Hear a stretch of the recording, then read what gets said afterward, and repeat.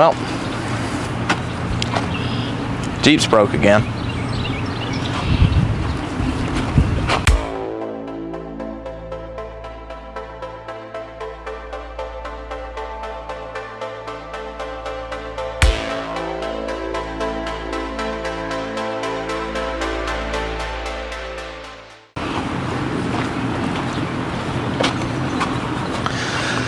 Well, if you've been watching the channel, you know that this is my 1989 Jeep Comanche. The video before last that I uploaded, we put a fuel pump in it, and I thought that was all the issue. It broke immediately after that. So then I was like, well, I'll just go ahead and put my headlights in the big truck. So I did that, and it also broke immediately after that. So it's currently at work, stuck in third gear. Not really sure what to do with it yet. But I have a pretty good idea of why this is doing what it's doing. You see, I was trying to fix this guy right here, and it wasn't blinking. I didn't have this one, I had the rear. I had this one, and I didn't have the rear on that side. So I figured, okay, so let's fix all that. Well, got to this one, didn't know what was going on with it. Ended up being a loose connection in the socket after I pulled the bulkhead connector off and checked it, and ever since then it's had a dead spot. So I think that's where we're going to start today. So welcome back to the Diet Coke channel.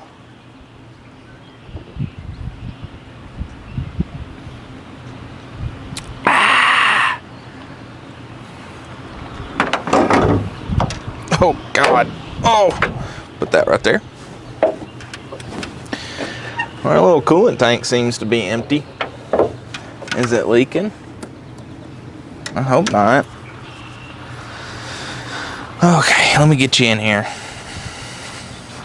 So this connector right here, this big old goofy dude, I took that apart to try and find some sort of loose connection, and I think I ended up just causing one. Yeah, don't worry about that. So I mean, it's not like I haven't had a lot of freaking problems with this thing or nothing. From, you know, it's sitting in a barn for a pole barn for however many years, 6 years, something like that. I finally got the front bumper on, the corner pieces, put a valance on that Gibbs gave me from one of his S10s. And I like it. I just got so used to seeing it without the front bumper that now that it's got it on there, it looks odd. You know, it's nothing to do with the white header panel. It's to do with the black bumper. So, yeah. So I think I'm just going to take this apart and see if I can clean it and scrape all that gunk out of it. That's actually one of Cruiser 54. If you do anything with Renix or really any older Jeeps, Cruiser 54 is amazing. He's got an excellent forum on tips and stuff like that about what to go through, check grounds, check connections, all these. Evidently the electrical on these is just a nightmare. So he does an excellent write-up on all of that.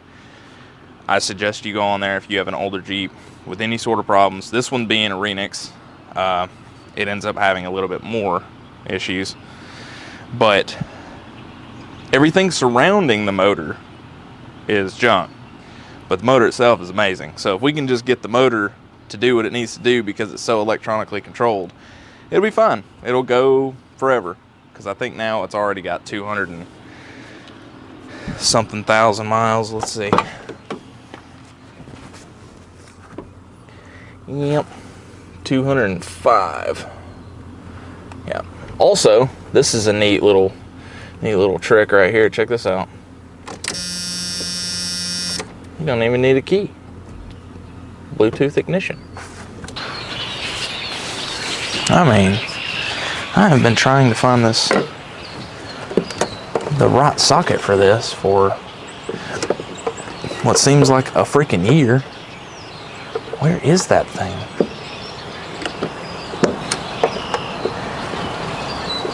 The Google keeps saying it's a 1/4 inch.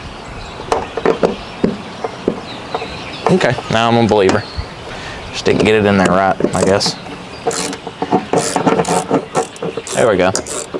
Oh, we do have some coolant. Okay, that's good. I think some of my vacuum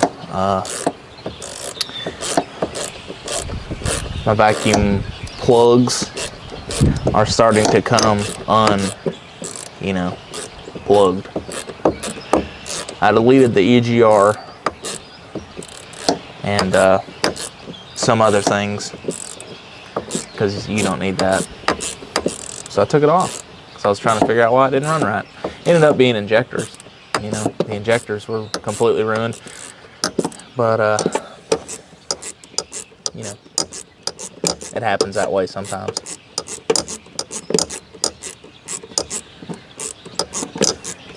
Well, let's see what we got.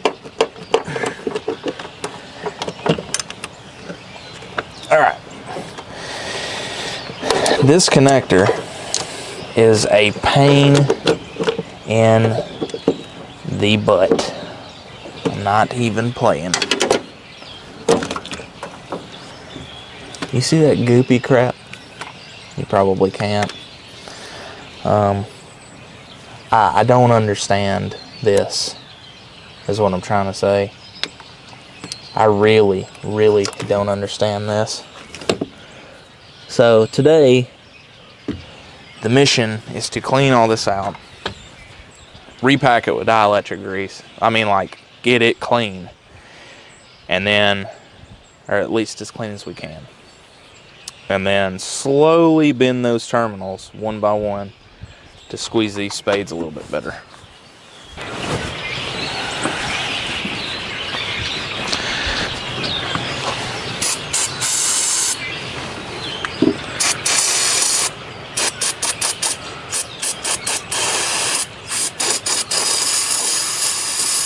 Yep, just go ham. It's fine.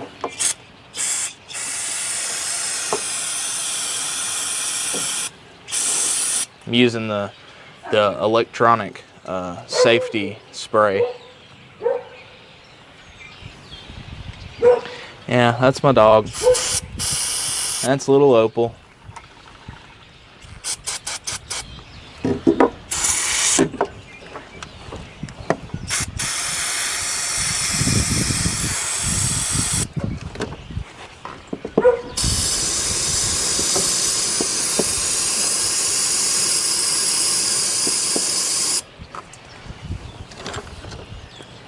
What I'm thinking is maybe, just maybe,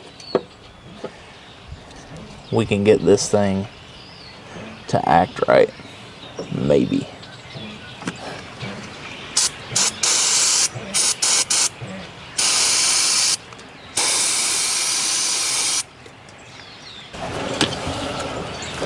One of Cruiser 54's big things is, I guess the later model had a really, really bad issue with a connector that sits up here. And all I'm really trying to do is, can we do the same practice to this to at least eliminate it completely? That way we know for a fact that it's not giving us fits, So that's all I'm trying to do. Don't worry, this is environmentally friendly, okay? You can, don't breathe this. Don't. Probably wear a mask or something if you're worried about it, but I've huffed this shit long enough, it doesn't really matter at this point.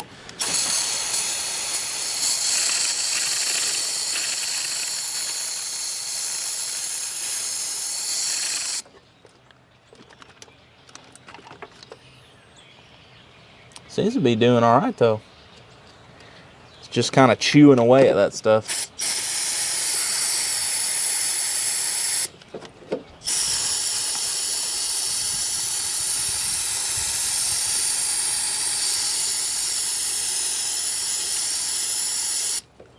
I will say though, my hands are getting extremely cold out here. It's in the 40s. you know, nothing crazy, but they are still getting pretty cold, I will say that.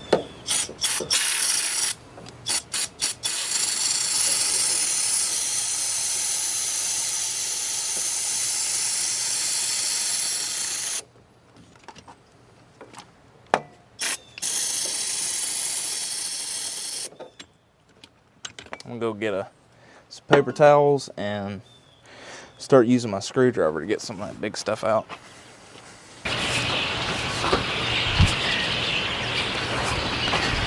Okay. It is sprinkling a little bit out here. So might end up having to cut this a little short. But hopefully not.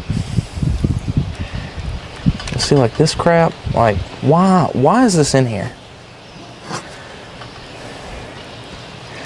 This old dielectric crap that has just become hard. No, we don't want that. Oop. Okay, well, we got a little bit of, all right. I really think, like to me, it makes sense that it's not just, it's really not allowing for a good seal or connection. Maybe it's not going all the way in there. It makes sense in my head. It might not make sense to other Jeep guys that might see this and go, well, I've never had a problem with that. Well, I understand, man, but there's a first time for everything, I guess.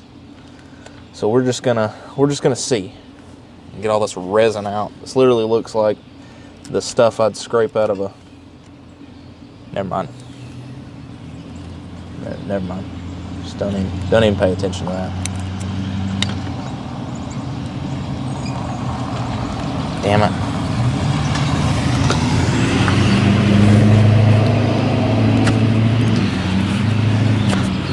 So, what you probably want to do is disconnect the battery first, which I did not.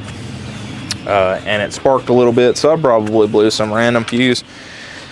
Let's go ahead and take care of that. All right, we have unhooked the battery. So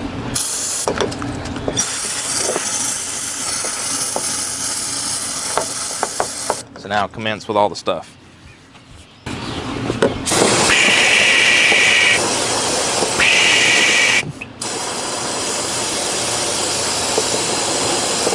Oh man, yeah, that's working well.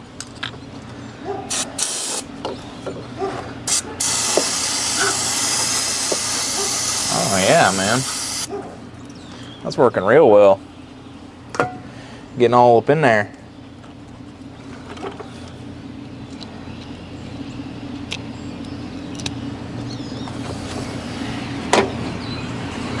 Woo. Let's not get those too dirty now.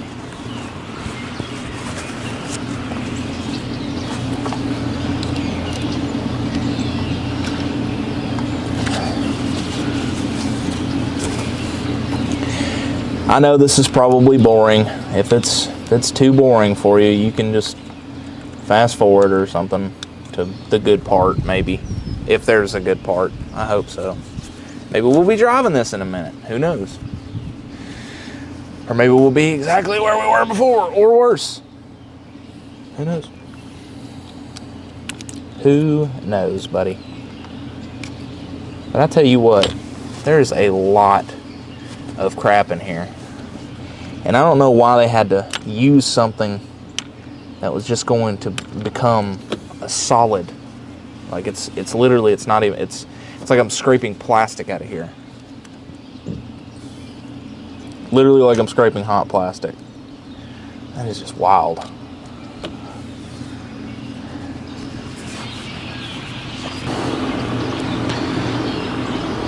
Look at that. It's disgusting.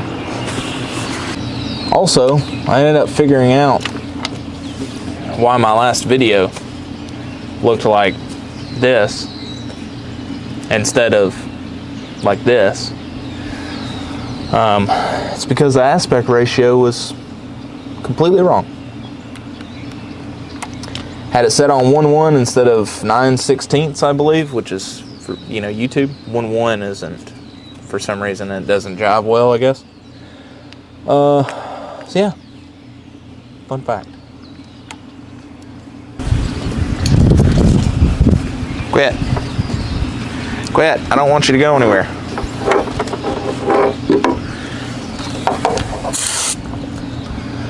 Went right in my face. That's okay.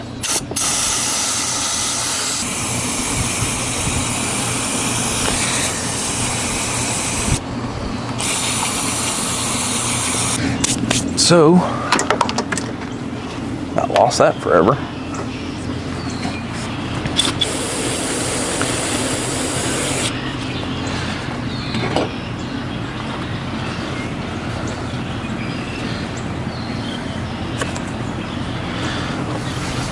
Look at what I got out of that connector.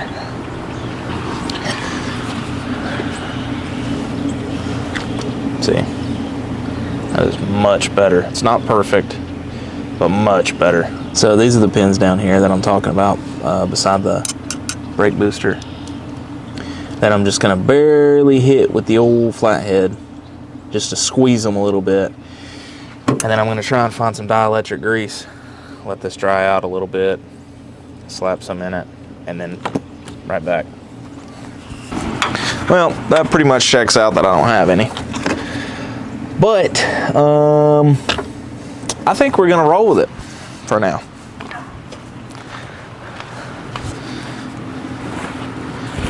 And I'll just make a note to take it back apart and put some greasy grease on it.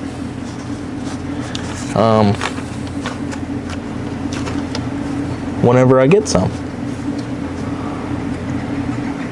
But what a world of difference this made. So I'm kind of confident that we're actually going to get a pretty good seal this time. Or a pretty good connection, I should say. So let's put this back in here again.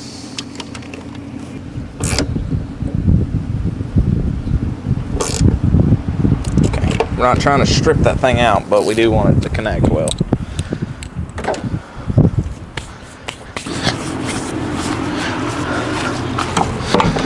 All right. Oh, we got the battery hooked back up. Oh. Let's see what happens. See if it'll even start. I'm pretty sure I might have blown a fuse.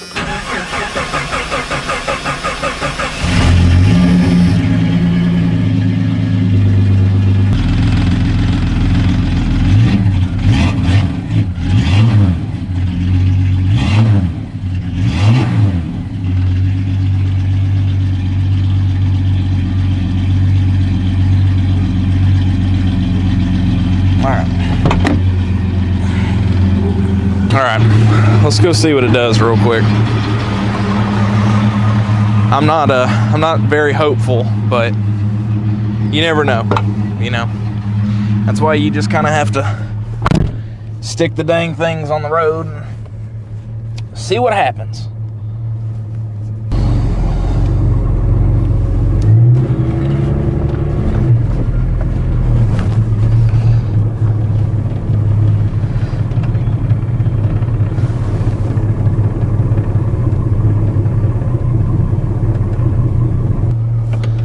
Take it through the neighborhood. See if the neighborhood will tell us anything.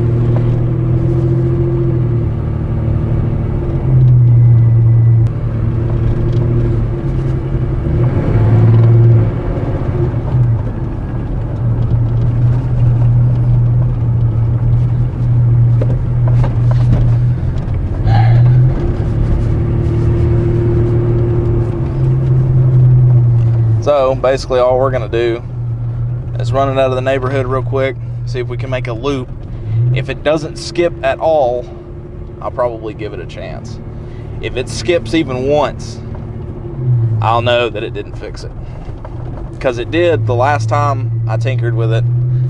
It took until I was almost to work and it did it again. So I'm kind of thinking that this thing needs to be pretty hot before it'll do it, which I'm really worried that it might be a distributor issue or something like that.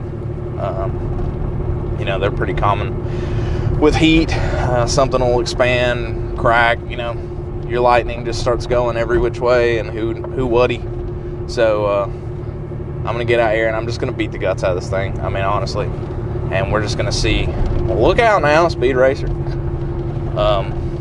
We're just gonna see what it does.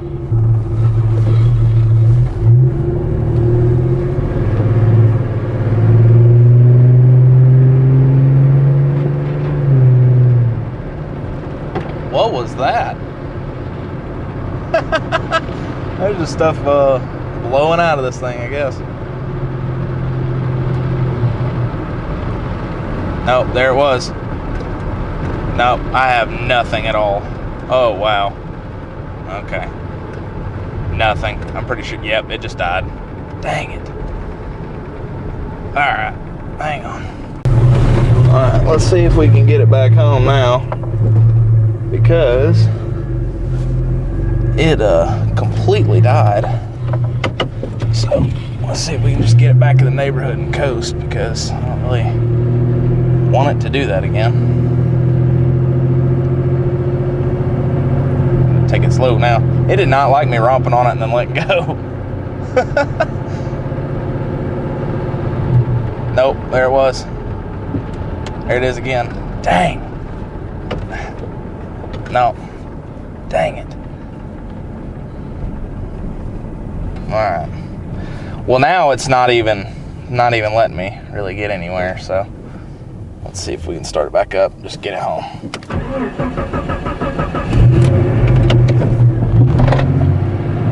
Come on, baby. Come on, baby.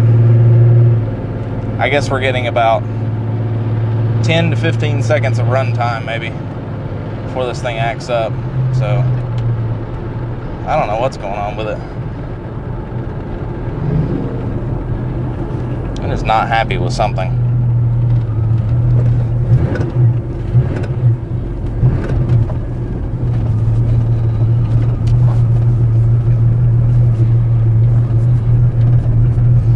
I think I'm just gonna let it sit and idle for a bit, and we'll just see what happens, I guess. Nope, there it went, died again. Dang, man, this stupid thing. Come on.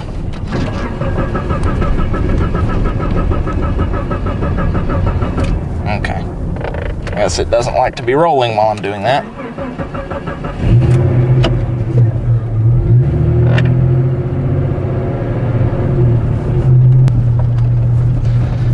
Well, at least it moved around a little bit. That's something, I guess.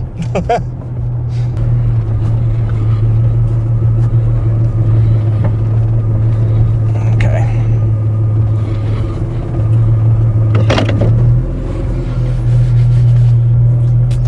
So yeah, I don't know. I don't know what's going on with it. Before it would just hit a dead spot and it'd stay running, but now it actually.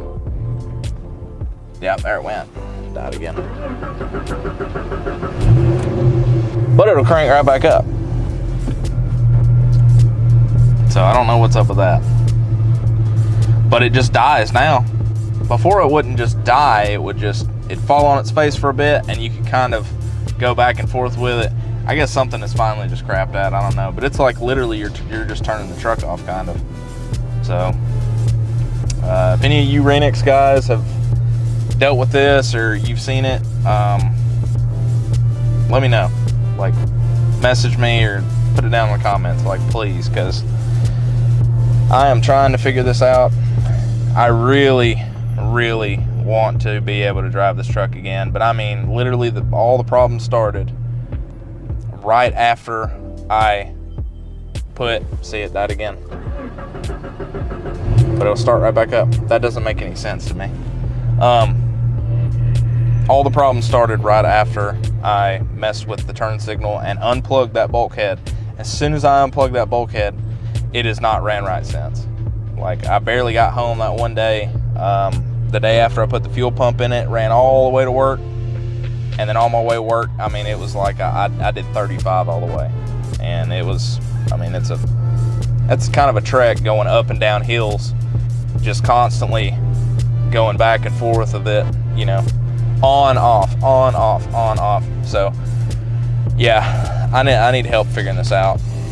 I'm more of a Honda person. I'm not an old Jeep person. So I would really, really appreciate it if any of you guys that watch these videos or have seen this one, if you let me know what this sounds like.